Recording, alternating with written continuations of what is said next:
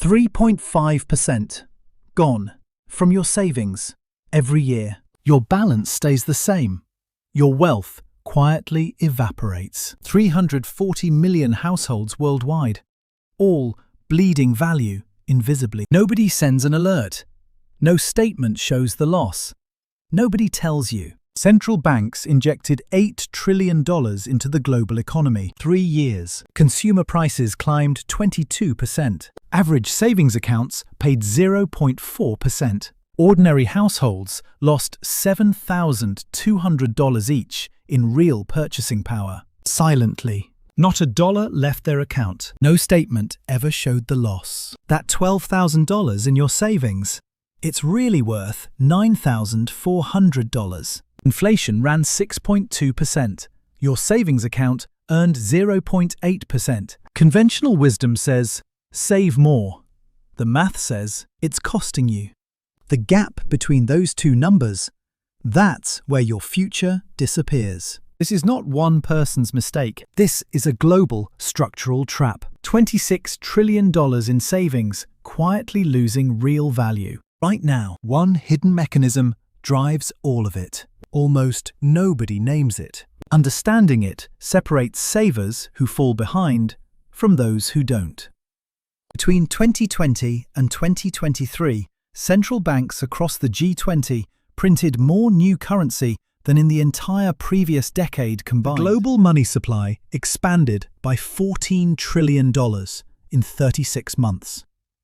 That expansion was designed to prevent economic collapse during the pandemic. What it also did, as a direct side effect, was quietly transfer wealth from savers to borrowers on a scale most people still haven't processed. Inflation didn't arrive like a market crash.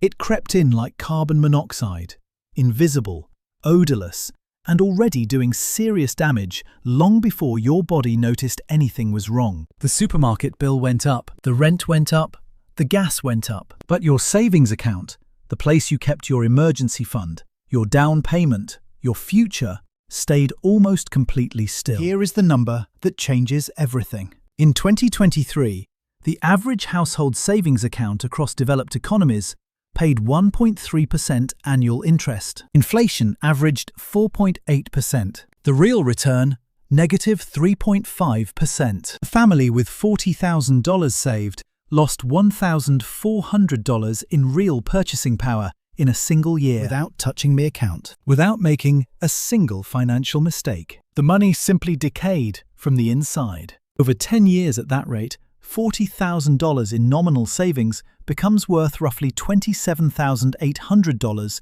in real-world buying power. That is not inflation. That is not bad luck. That is a structural wealth transfer, disguised as financial responsibility. The cruel detail: the people most hurt are not careless spenders. They are the disciplined savers, the ones who did exactly what they were told. Save. Be responsible. Prepare for tomorrow. The mechanism has a precise name: the negative real interest rate. It describes what happens when inflation in an economy consistently runs faster than the return your savings account pays you. When inflation runs 4.8% and your bank pays 1.3%, that 3.5% gap is not abstract. It is a silent daily fee charged to everyone who trusted a bank to hold their wealth. Central banks know this mechanism exists. Commercial banks operate within it daily. Financial advisors who manage their own portfolios understand it well. The uncomfortable question is whether anyone made sure you knew it too. This is not a conspiracy. It is the structural consequence of a monetary system intentionally designed to reward borrowers and risk-takers, not the cautious savers who park their cash and wait. Think of your savings account as a sealed bucket. Every month, you add water, responsibly, diligently. But there is a slow drain at the bottom, invisible, silent, perfectly engineered to look like nothing is happening. Economists call it purchasing power erosion. A simpler phrase is the savings trap. It is the financial equivalent of running hard on a treadmill.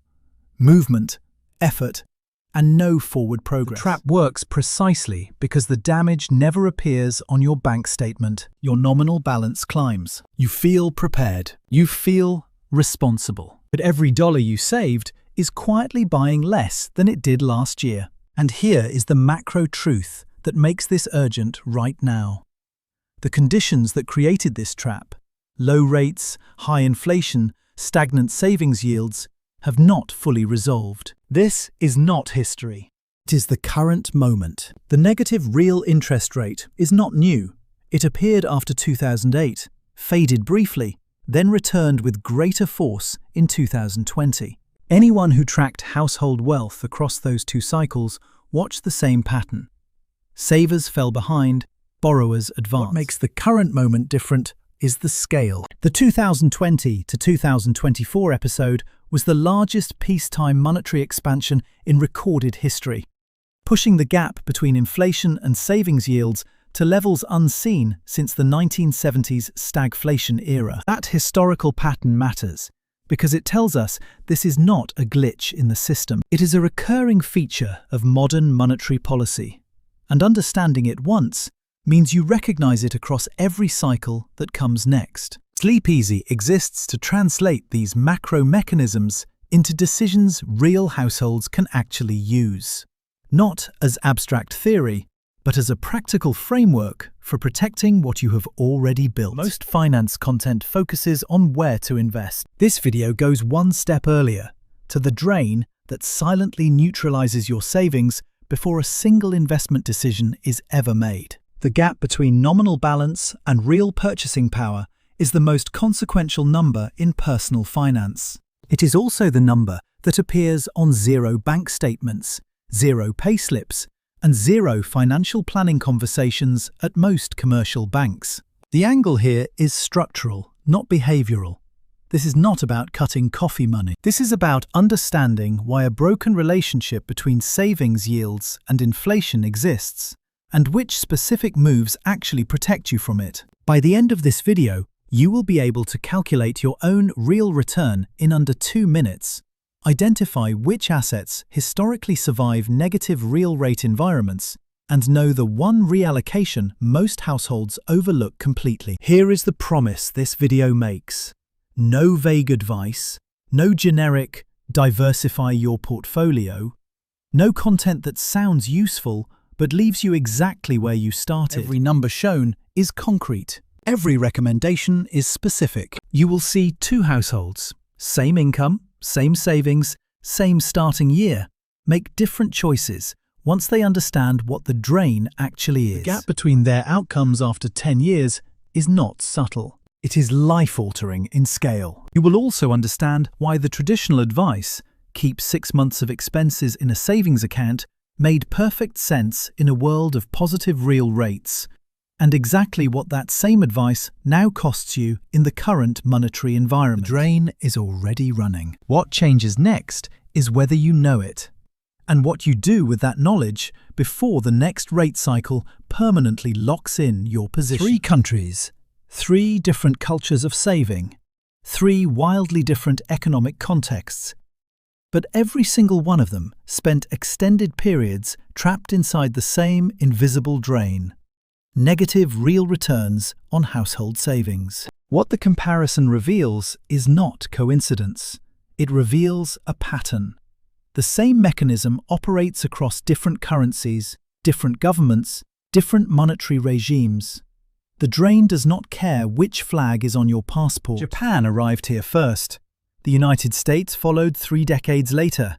Germany, the country that culturally worships saving more than almost anyone on earth, walked straight into the same trap, completely unprotected. Each case is different in texture and cause, but each one delivers the same message to the households living inside it. Discipline alone is not enough. Knowing where your money sits is the only variable that matters. Japan, 1992. The asset bubble collapses. The Bank of Japan drops interest rates to near zero and keeps them there. Not for a year, not for a cycle, but for 30 consecutive years without interruption. Japanese households save at extraordinary rates, among the highest in the developed world. The average family puts away 15% of income. Disciplined, consistent, culturally ingrained, and earning effectively zero real return on all of it. A household that saved $200,000 equivalent between 1995 and 2015 in a standard Japanese bank account ended the period with $203,000 in nominal terms. In real purchasing power, accounting for near zero yields, approximately $198,000. 20 years of disciplined saving. Perfect financial behavior by every textbook standard. And the result was a net real loss of roughly $2,000. Japan did not punish reckless spenders. It punished its most responsible households. The United States, 2020. The Federal Reserve drops rates to zero.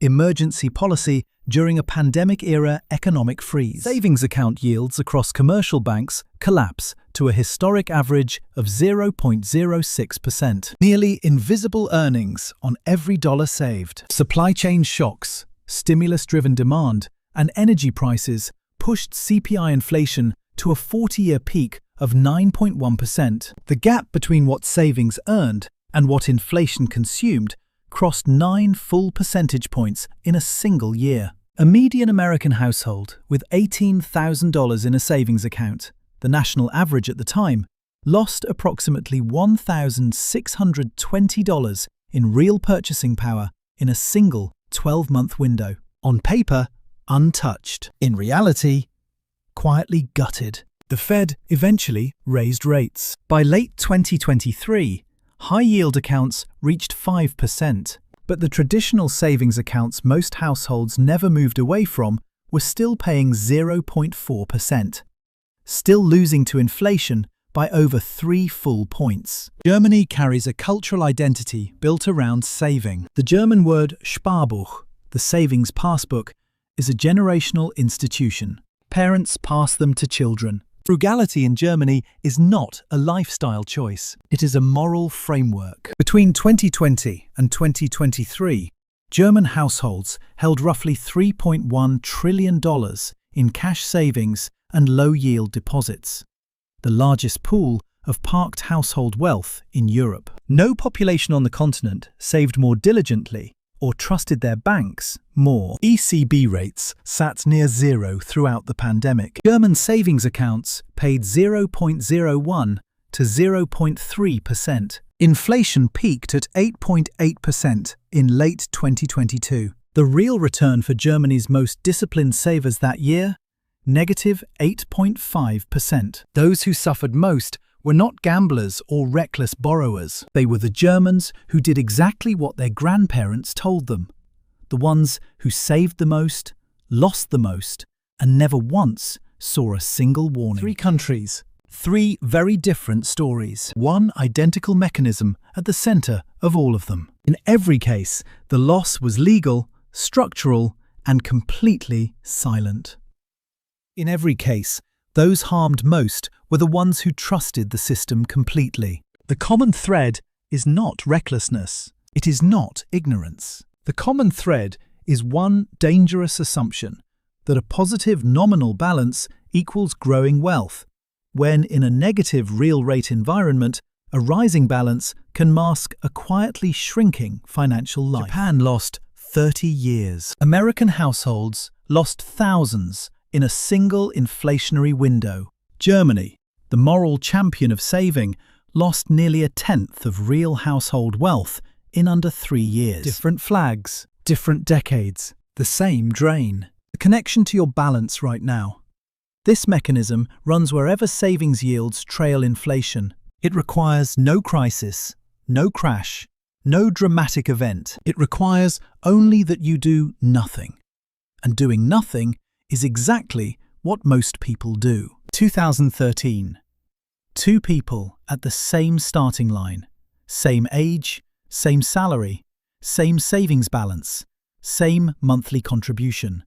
Marcus Chen and Diane Okafor are making identical financial decisions because in year 1 they genuinely are. Marcus is an operations manager at a logistics firm. Diane works in healthcare administration. Neither is wealthy, neither has a financial advisor, and neither has done anything wrong, which is precisely the point this comparison is built to make. One variable that will separate their lives over the next decade is not income, not luck, and not risk tolerance.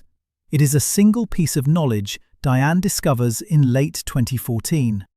One Marcus never finds. Understanding the real return drain is the entire difference between them. One reallocation, made once and adjusted twice over 10 years, compounding into a gap that reshapes retirement timelines, home ownership options, and what financial freedom actually looks like. Marcus does what almost everyone does. In 2013, he opens a standard savings account at his commercial bank, sets up a $500 monthly automatic transfer, and considers the financial decision made. Simple, responsible, and completely conventional. Between 2013 and 2023, his bank pays an average yield of 0.4% annually. Inflation across the same decade averages 3.8%. His real return, the number that actually determines wealth, sits at negative 3.4% every single year. By 2023, Marcus's nominal balance reads $87,000. He feels prepared. A decade of unbroken discipline, and the number on screen keeps climbing. What the screen never shows, his $87,000 in 2023 buys only what $63,000 bought when he started. He never missed a contribution. He never made a reckless decision. He followed every piece of conventional financial advice he was ever given. And the drain quietly consumed $24,000 in real purchasing power, without once appearing on a statement. Late 2014, Diane reads an economics article about Japan's lost decade, the 30-year savings trap from the section before. One sentence stops her cold. The average Japanese saver earned less than zero in real terms for an entire generation. She runs the same calculation on her own account. Savings yield, 0.4%. Inflation that year, 3.1%. Real return, negative 2.7%. Her balance is growing. Her purchasing power is not. She makes one decision. She keeps $8,000 in savings as a genuine emergency buffer.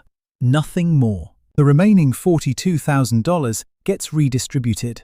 60% into a low-cost broad index fund, 25% into inflation-protected bonds, 15% into short-duration treasury instruments. She rebalances twice across 10 years, 2017 and 2021. Not a trader, not a screen watcher. 3 moves across a decade, each taking less than an afternoon.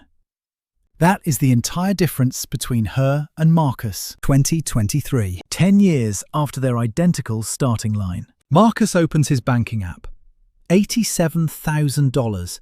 A decade of perfect discipline. He still has no idea he is the Japanese saver from the article Diane read on a Tuesday evening in 2014. Diane's portfolio, $114,000. Same starting capital. Same monthly contribution, same 10-year window. The nominal gap reads $27,000. But in real purchasing power, what each dollar actually buys in 2023, the gap between them is $51,000. That $51,000 gap is the precise cost of the drain across a single decade.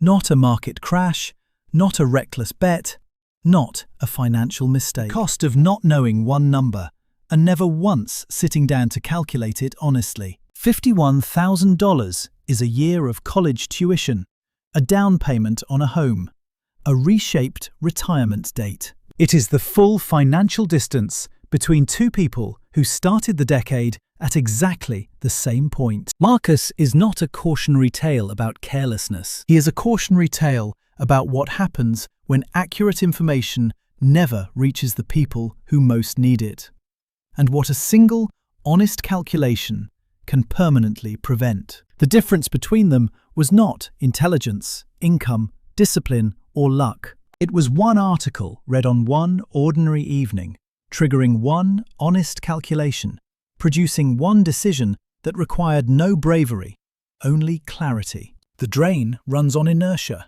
It requires no effort from the system and no awareness from you. It only needs you to stay still, to keep doing the comfortable, familiar, universally recommended thing while the gap silently compounds behind the scenes. The insight that changed everything for Diane, and the specific move most households still completely overlook, is exactly what Part 6 covers next. The math is simpler than you expect. The move is smaller than it sounds. The insight is not a strategy or a product.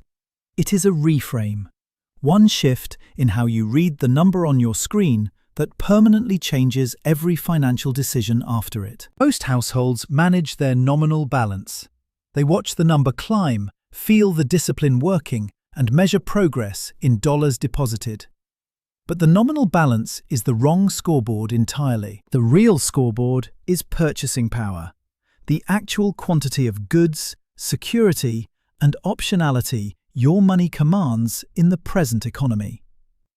A growing nominal balance in a high inflation environment can mean a shrinking real life. Diane's reframe was precisely this. She stopped asking how much she had and started asking how much it could actually buy. Those two questions look identical on the surface. They point in completely different directions underneath. Here is the calculation. Step 1. Find your savings account's current annual yield. It is on your bank's website, usually under account details or current rates. Average across most commercial savings accounts right now, 0.4 to 0.6%. Step 2. Find the current annual inflation rate for your country. Government statistics bureaus publish this monthly. For most developed economies, it sits between 2.8 and 4.2%, depending on region and methodology. Step 3. Subtract your yield from inflation. That result is your real return, the number that tells you what your savings are genuinely doing to your financial life. If the result is negative, the drain is actively running on your balance right now. If your real return is negative 3.5% and you hold $30,000 above your emergency buffer in that account, the drain costs you $1,050 this year alone. That figure compounds. Over a decade, it quietly restructures your entire retirement timeline. The one move most households overlook is not exotic. It is the boundary between your emergency buffer, money that genuinely needs to stay liquid, and the rest of your savings that does not. 3 to 6 months of living expenses stays in standard savings. That is your emergency buffer, and its only job is immediate accessibility. Every dollar beyond that boundary, sitting in a zero-yield account, is voluntarily paying the drain. What goes beyond the buffer? For most households, a low-cost, broad-market index fund, historically returning 7 to 10% annualized across long windows, with inflation-linked government bonds as a stabilizing second layer beneath. The most common objection is that the money might be needed. But statistically, most households never access savings above their emergency buffer in any given year. The buffer exists precisely so the rest can work without that constraint. Here is why this matters specifically now. Central banks began raising rates aggressively in 2022, and for the first time in years, high-yield savings accounts in several markets are paying 4 to 5% annually. That creates a window. If inflation descends toward 2 to 3%, while high-yield accounts hold near 5%, the real return crosses briefly positive. The first time in roughly 4 years for most households worldwide. The window is conditional. Rate cuts have already begun in several major economies, and the spread between yields and inflation is compressing again. The households who repositioned during the negative real rate cycle are already better placed for what follows. The macro pattern from Japan, the United States, and Germany all point to the same preparation. Understand your real return. Move surplus capital beyond the emergency buffer, and never again confuse a rising nominal balance with growing real wealth. This is the part where a different finance video would leave you anxious, staring at your savings account, calculating losses, overwhelmed by a problem that feels invisible and enormous. That is not what this is. What the drain reveals, once you see it clearly, is that the competitive advantage available to you is absurdly accessible. It requires no connections, no capital, no sophisticated financial knowledge, just one honest calculation made once. The highest outcomes in any inflationary decade rarely belong to the highest earners. They belong to people who understood the mechanism early, made one reallocation before most people noticed the drain, and then stayed the course with almost nothing else required. One calculation, one boundary between buffer and surplus, one reallocation that takes an afternoon. That is the full distance between Marcus and Diane, and the precise cost of not knowing what the drain actually is. At the start of this video, $12,000 became $9,400 in real value. Not a dramatic example built for impact. That was the actual math on a standard commercial savings account across a standard inflationary period. Add a decade. That same $12,000 sitting in that same account, earning 0.4% against 3.9% average inflation for 10 consecutive years, arrives at approximately $8,600 in real purchasing power. The nominal balance reads higher. The real value is lower. 340 million households across the developed world will open their banking app today, see a rising nominal balance, and correctly interpret that number as financial progress. Most of them have never run the 2-minute calculation that reveals what the balance actually means. But the conclusion of this video is not that saving is broken or that the system is unbeatable. The drain only wins when it remains invisible. The moment you name it, calculate it, and define where your buffer ends, the drain loses most of its power over you permanently. One afternoon. Not a financial degree. Not a Bloomberg terminal. Not an advisor who charges 2% of your assets annually to tell you what this video just explained for free. One afternoon, and access to numbers publicly available to every household on the planet, the calculation takes under 2 minutes. Defining your buffer takes one honest conversation about what 3 to 6 months of your actual living expenses looks like as a fixed dollar figure.